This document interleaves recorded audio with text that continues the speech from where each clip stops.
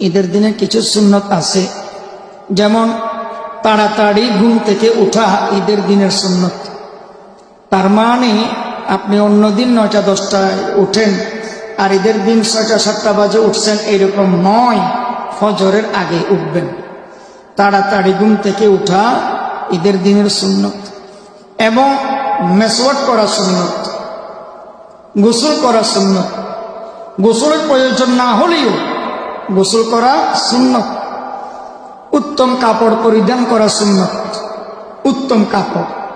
এবং সুগন্ধি ব্যবহার করা সুন্নত, আতর, সুগন্ধি ব্যবহার করা সুন্নত। সম্ভব হলে পায়ে হেঁটে ঈদগাহে যাওয়া সুন্নত। কোনো ওজর না থাকলে পায়ে হেঁটে হেঁটে ঈদগাহে যাওয়া সুন্নত। তাকবীরে তাশরিক পড়তে পড়তে ঈদগাহে যাওয়া সুন্নত।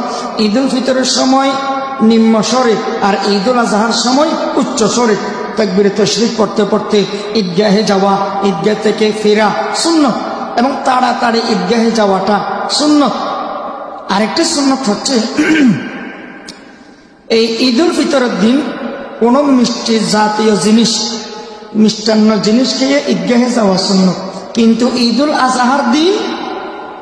আজহার দিন কোনো মিষ্টান্ন জিনিস না খেয়ে, সকালবেলা কোনো ব্রেকফাস্ট না করে